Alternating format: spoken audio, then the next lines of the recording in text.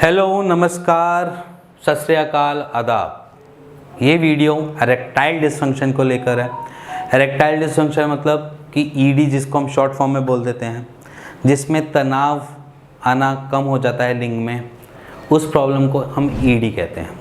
आज उसी के बारे में कुछ ऐसे टिप्स बताने जा रहा हूँ आपको, जो आप नॉर्मली अपनी डे टू डे की रूटीन में लाकर अपनी एरेक्टाइल डिसफंक्शन को हटा सकते हैं। तो देखो, सबसे पहले ईडी को स्टार्ट करते हैं। ईडी फेस कैसे करना पड़ता है हमें। देखो, ईडी बेसिकली क्या होता है कि जब हमारी लिंग में तनाव आना कम हो जाता है।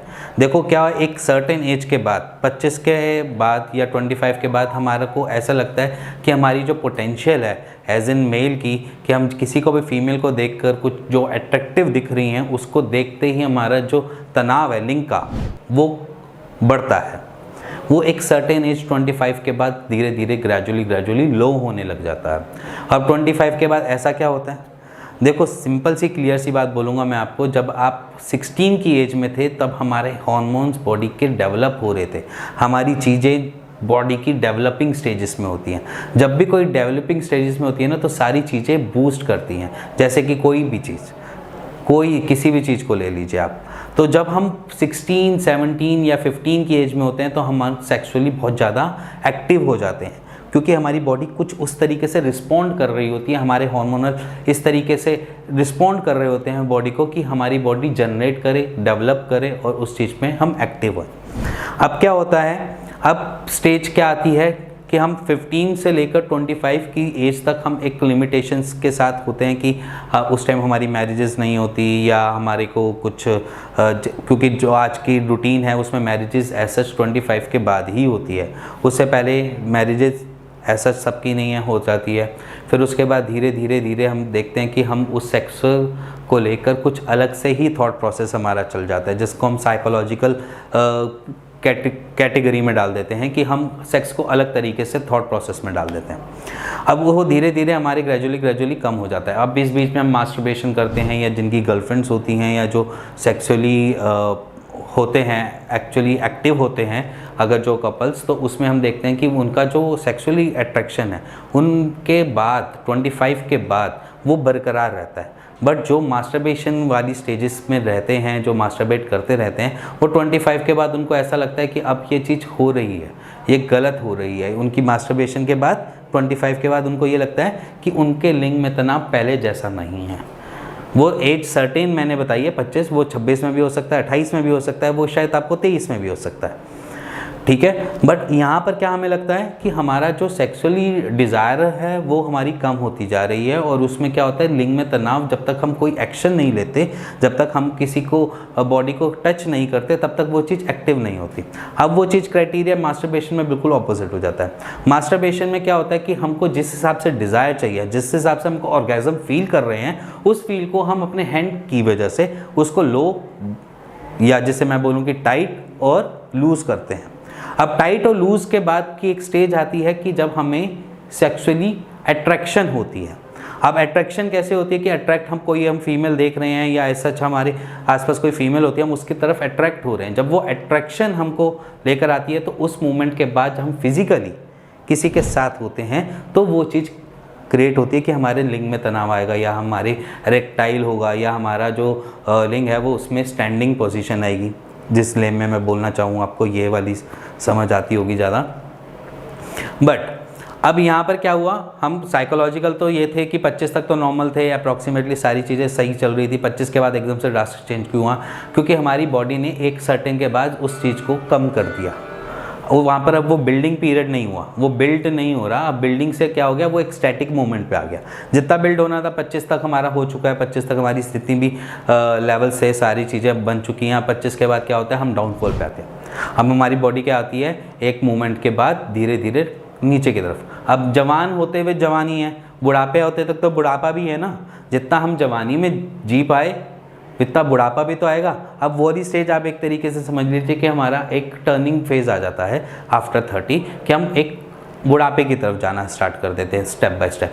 अब यहाँ पर आप अच्छा खाते पीते हैं तो सब कुछ सही है। अगर आपके यहाँ पर बहुत सारी अलग अलग दिक्कतें हैं, जैसे कि आप स्मोकिंग करते हैं, ड्रिंकिंग करते हैं, या ड्रगिस्ट हैं, या कुछ ऐसी चीज़ें जहाँ पर फिजिकल एक्टिविटी ना के बराबर है, तो वो धीरे धीरे करके आपको इस सेगमेंट में लो करता जाएगा, सेक्सुअली आपको लो करता जाएगा। अब यहाँ पर कैसे एक्टिव रहना है? अब देखो मेन कॉज क्या है कि हम अपनी जवानी छोड़ रहे हैं, है ना। रूट कॉज तो समझ आ गया कि हम अपनी जवानी छोड़ रहे हैं, हम बुढ़ापे की तरफ बढ़ गए। अब बुढ़ापे की तरफ बढ़ गए हैं, अब बुढ़ापे में हमने करना क्या है, हमने अपनी बॉडीज़ को एक्टिव परफॉर्म करवाना है। तो एक्टिविटी में क्या कर सकते हैं? एक्टिविटी में आप नॉर्मल होते हैं कि दो लोगों की थिंकिंग ये बन जाती है कि हम एक्टिव जिम में जाकर होते हैं, बट ज़रूरी नहीं है आप जिम में जाकर आप एक्टिव होंगे। आप रनिंग कर सकते हैं, वॉकिंग कर सकते हैं, कुछ फिजिकल एक्टिविटी, कुछ एक्सरसाइज परफॉर्म कर सकते हैं घर बैठे बैठे।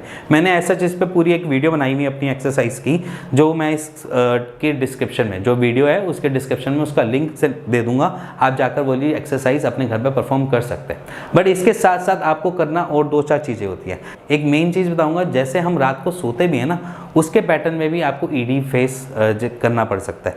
अब मैं बताऊँ, अगर आप ईडी आज की डेट में फेस कर रहे हैं तो अपने आप को बच्चे की फॉर्म में, जैसे बच्चा सोता है ना छोटे में कि थोड़ा सा टिल्ट होकर, या उसका स्लीपिंग पैटर्न में आपको इस वीडियो में आपको दिखा दूंगा वो किस तरीके से, उस तरीके से अगर आपने सोना स्टार्ट कर दिया तो शायद आपको वीक में थोड़ा सा बेटर फील होगा एज एन कम्पेयर टू जैसे आप नॉर्मल सो रहे हैं। स्लीपिंग पैटर्न जैसा है उसमें थोड़ा सा मॉडिफिकेशन करके शायद आपको ईडी में सॉर्टेड हो। एक कीगल एक्सरसाइज आती है, कीगल एक्सरसाइज को परफॉर्म करने से आप अपनी ईडी को सॉर्टेड कर सकते हैं, इरेक्टाइल डिसफंक्शन को। अब इसके बाद क्या आता है, आप थोड़ा बहुत रनिंग करें, वॉकिंग करें, एक थोड़ा अपनी बॉडी रूटीन, जिसे कहते हैं कि डे टू डे की रूटीन में थोड़े से चेंजेस लाए। देखो सबसे बढ़िया हमारे जो हमारे बुजुर्ग हैं वो कह गए हैं कि जल्दी उठो जल्दी सो, बहुत अच्छी चीज़ है ये, डे टू डे की रूटीन में एक बहुत अच्छा काम करती है। जब आप जल्दी सोओगे तो आपका लैक ऑफ स्लीपिंग जो पैटर्न होता है ना, जो हम लैक कर जाते हैं, कभी 6 घंटे सोए, कभी 7 घंटे सोए, कभी 12 घंटे भी सोए, तो वो चीज़ जो होती है वो गलत होती है। तो हमें एक रूटीन डेवलप करनी है अपनी डे टू डे की रूटीन में कि हम सुबह आराम से अपना जो टाइमिंग है 6-7 बजे आराम से उठें, थोड़ा सा एक्सरसाइज परफॉर्म करें, उसके बाद फ्रेशन अप हुए, उसके बाद अपने काम पे गए और रात को आराम से अपना काम ली, उसको आराम से सोए। क्योंकि देखो स्लीपिंग पैटर्न ऐसा है, जब आप स्लीपिंग पैटर्न कम करोगे ना तो आपकी बॉडी स्ट्रेस लेवल जनरेट करती है सबकी, और जब स्ट्रेस लेवल जनरेट करता है तो हमारी बॉडी में एक हार्मोन होता है कॉर्टिसोल। अब वो कॉर्टिसोल डेवलप होता है, अब जब वो कॉर्टिसोल बढ़ता है तो हमारी सेक्स की डिज़ायर कम हो जाती है। ये एक नॉर्मल सी बात है। और इसमें करना क्या है, आपने अपने जो स्लीपिंग पैटर्न है, या जैसे मैं बोलूँ कि रात को सोने का जो पैटर्न है उसको थोड़ा चेंज करना है। अपनी 7-8 घंटे की नींद प्रॉपर लो, स्ट्रेस को बहुत कम लो, क्योंकि स्ट्रेस कहीं का भी हो सकता है। जैसे कि आप ऑफिस जा रहे हैं, ऑफिस का स्ट्रेस लेकर बैठे हैं और उसको आपको लग रहा है कि ईडी है, और अगर आप ये सोचते हैं कि स्ट्रेस की वजह से मेरी बहुत सारी चीज़ ख़राब होती जा रही है, तो स्ट्रेस को काम डाउन करने के लिए आप छुट्टियों पे जाओ। मेरे हिसाब से तो छुट्टियों पे नहीं जा सकते तो आप कुछ ऐसी एक्टिविटीज़ में इन्वॉल्व हो जिसमें आपको पसंद हो, जैसे कि गाने सुनना, गाने सुन के डांस करना, ऐसी कोई भी एक्टिविटी जो आपको पसंद हो, ठीक है। बट उसमें ऐसी एक्टिविटी नहीं होनी चाहिए कि आप बुक पढ़ रहे हैं और एक टेबल पे बैठे हैं, एक चेयर पे बैठे हैं और वही पूरा दिन उसी पे बिता दो। नहीं, आपको कुछ ऐसी एक्सरसाइज करनी होंगी जिसमें आप खुश रहो और आप उसको अपने ऊपर किसी भी स्ट्रेस को ना लो, तो इस ईडी को आप सॉर्टेड कर सकते हो। बट अगर आपको माइंड में कुछ भी ऐसा लगता है ना कि मेरे को इरेक्टाइल डिसफंक्शन है और मैं इधर उधर से सब जगह से करा रखा हूँ, देखो एक मेडिकली टर्म में मैं अलग चीज़ बताऊंगा कि एक तरीके से मान के चलो कोई आपको पहले सर्जरी हुई भी है, अगर आपको पैराप्लेजिया हुआ है तो वहाँ पर डिफ़िकल्टीज़ आती है। बट यहाँ पर क्या आएगा, यहाँ पर आपको डिफ़िकल्टीज़ नहीं है, बस आप साइकोलॉजिकल को थोड़ी चेंज करो, या अपनी साइकोलॉजी को थोड़ा चेंज करो, या फिर आपको थोड़ी एक्सरसाइज की नीड है, या फिर आपको कहीं ना कहीं मेडिसिन की नीड है। अब जो हम पेशेंट्स आते हैं वो कभी कितने टाइम से सर्डेनाफिल खा रहे होते हैं, अब वो तकरीबन 2-3 साल से सर्डेनाफिल का ड्रग ले रहे हैं, एज एन वाइग्रा जिसे हम बोल देते हैं।